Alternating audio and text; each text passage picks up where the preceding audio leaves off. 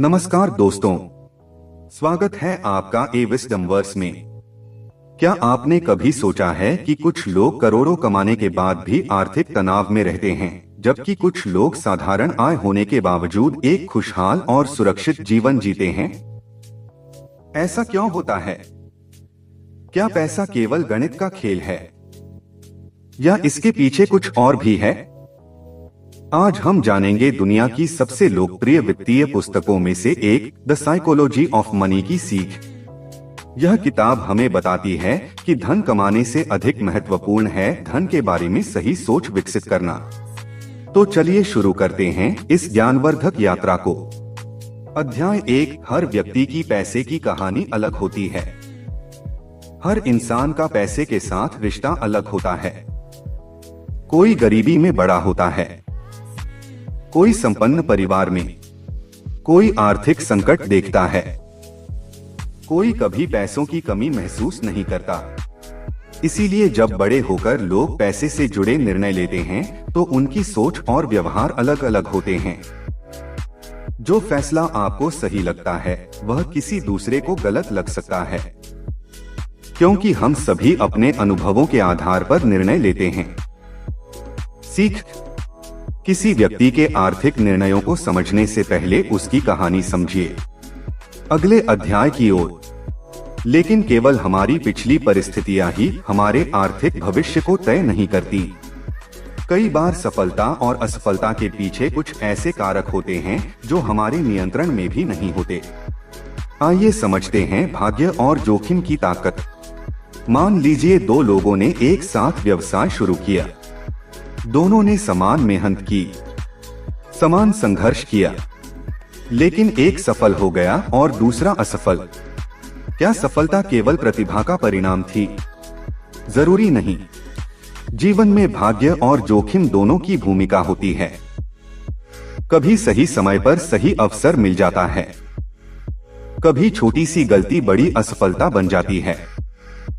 सीख, सफलता पर घमंड और असफलता पर अत्यधिक दुख दोनों गलत हैं। अगले अध्याय की ओर। जब सफलता मिलती है तो इंसान अक्सर सोचता है कि अब उसे कोई नहीं रोक सकता, लेकिन यही सोच कभी कभी सबसे बड़ा खतरा बन जाती है। आइए जानते हैं कि लालच कैसे सब कुछ छीन सकता है।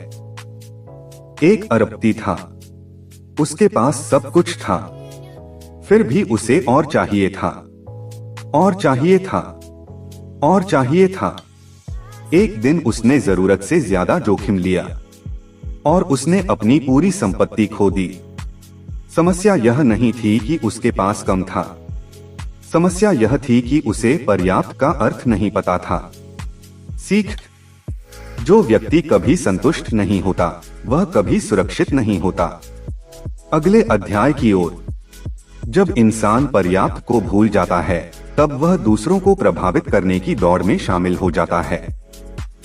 लेकिन क्या अमीर दिखना और अमीर होना एक ही बात है? महंगी कार, महंगा फोन, महंगे कपड़े, इन चीजों को देखकर लोग अक्सर किसी को अमीर समझ लेते हैं, लेकिन असली अमीरी वह नहीं जो दिखाई देती है। असली अमीरी वह है जो दिखाई नहीं देती। बैंक बैलेंस, निवेश, बचत, वित्तीय सुरक्षा। सीख, दिखावा संपत्ति नहीं है। संपत्ति वह है जो भविष्य में आपके लिए काम करती है। अगले अध्याय की ओर। अगर दिखावा संपत्ति नहीं है तो फिर असली संपत्ति बनती कैसे है? इसका जवाब है बचत। बहुत लोग कहते हैं जब ज्यादा कमाऊंगा तब बचत करूंगा, लेकिन सच्चाई इसके उलट है। बचत आय का परिणाम नहीं है, यह एक आदत है। कई लोग लाखों कमाते हैं लेकिन कुछ नहीं बचाते, जबकि कुछ लोग सीमित आय में भी संपत्ति बना लेते हैं। सीख, बचत करना आर्थिक स्वतंत्रता की पहली सीढ़ी है। अगले अध्याय की ओर। लेकिन केवल बचत करना ही काफी नहीं है, बचाए गए पैसे को समय देना भी जरूरी है। यहीं से शुरू होता है चक्रवृद्धि का जादू। कल्पना कीजिए आपने एक छोटा पौधा लगाया। पहले साल वह छोटा रहेगा, दूसरे साल भी बहुत ज्यादा बदलाव नहीं दिखेगा, लेकिन कई वर्षों बाद वही पौधा विशाल वृक्ष बन जाएगा। निवेश भी ऐसा ही काम करता है। छोटे छोटे निवेश समय के साथ बड़े परिणाम देते हैं। सीख, धन तेजी से नहीं, समय के साथ बनता है। अगले अध्याय की ओर। जब निवेश बढ़ता है और संपत्ति बनने लगती है, तब एक महत्वपूर्ण सवाल सामने आता है। आखिर हम पैसा कमाते क्यों हैं? लोग सोचते हैं कि पैसा कार, घर और महंगी चीजें खरीदने के लिए होता है, लेकिन पैसे का सबसे बड़ा उद्देश्य है स्वतंत्रता। अपनी पसंद का काम करने की स्वतंत्रता, अपने फैसले खुद लेने की स्वतंत्रता, अपना समय अपने तरीके से जीने की स्वतंत्रता। सीख, स्वतंत्रता किसी भी भौतिक वस्तु से अधिक मूल्यवान है। अगले अध्याय की ओर। लेकिन स्वतंत्रता हासिल करने के बाद भी एक ऐसी चीज है जिसे दुनिया का सबसे अमीर व्यक्ति भी नहीं खरीद सकता। वह है समय। पैसा खोकर वापस पाया जा सकता है, लेकिन समय कभी वापस नहीं आता। यही कारण है कि जीवन के अंत में लोग पैसों से ज्यादा समय को महत्व देते हैं। सीख, अपने समय को उसी तरह बचाइए जैसे आप अपने पैसे को बचाते हैं। अगले अध्याय की ओर। समय की कीमत समझने के बाद एक और सच्चाई सामने आती है। जीवन में गलतियां होना तय है, लेकिन असली फर्क इस बात से पड़ता है कि हम उनसे क्या सीखते हैं। कोई भी व्यक्ति हमेशा सही नहीं हो सकता। दुनिया के सबसे सफल निवेशकों ने भी गलत फैसले लिए हैं, लेकिन वे रुके नहीं। उन्होंने सीखा और आगे बढ़े। सीख, गलतियां असफलता नहीं हैं, वे सीखने का अवसर हैं। अगले अध्याय की ओर।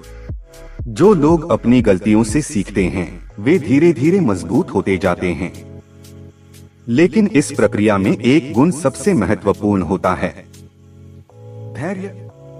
आज की दुनिया तुरंत परिणाम चाहती है, लेकिन प्रकृति जल्दबाजी नहीं करती। बीज बोने के बाद फल आने में समय लगता है।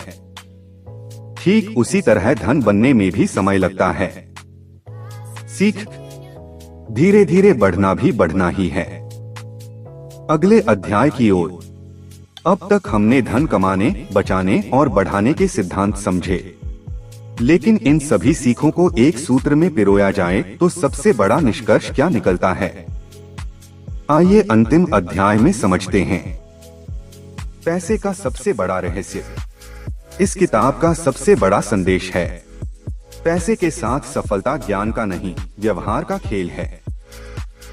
अधिक कमाना जरूरी नहीं, सही निर्णय लेना जरूरी है। अधिक निवेश जरूरी नहीं, धैर्य रखना जरूरी है। और सबसे महत्वपूर्ण, धन का उद्देश्य केवल अमीर बनना नहीं, बल्कि एक शांत, सुरक्षित और स्वतंत्र जीवन जीना है। तो दोस्तों, आज की इस यात्रा में हमने सीखा, हर व्यक्ति की पैसे की कहानी अलग होती है। सफलता में भाग्य और जोखिम दोनों की भूमिका होती है। पर्याप्त को पहचानना जरूरी है। दिखावा और संपत्ति अलग अलग चीजें हैं। बचत आर्थिक स्वतंत्रता की पहली सीढ़ी है। चक्रवृद्धि समय के साथ चमत्कार करती है। पैसे का सबसे बड़ा उद्देश्य स्वतंत्रता है। समय दुनिया की सबसे कीमती संपत्ति है। गलतियां सीखने का अवसर हैं, और धैर्य धन निर्माण की सबसे बड़ी ताकत है।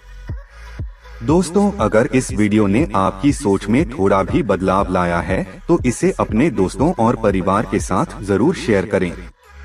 और ऐसी ही बेहतरीन किताबों की सीख, प्रेरणादायक कहानियाँ, जीवन बदल देने वाले विचार और ज्ञानवर्धक वीडियो देखने के लिए अभी ए विजडम वर्स को सब्सक्राइब करें, क्योंकि यहाँ हम सिर्फ किताबों का सारांश नहीं बताते, हम उन विचारों को समझते हैं जो आपकी पूरी जिंदगी बदल सकते हैं। मैं आपसे मिलूंगा अगली पुस्तक यात्रा में।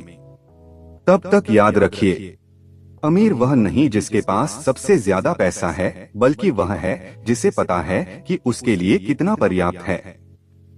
धन्यवाद।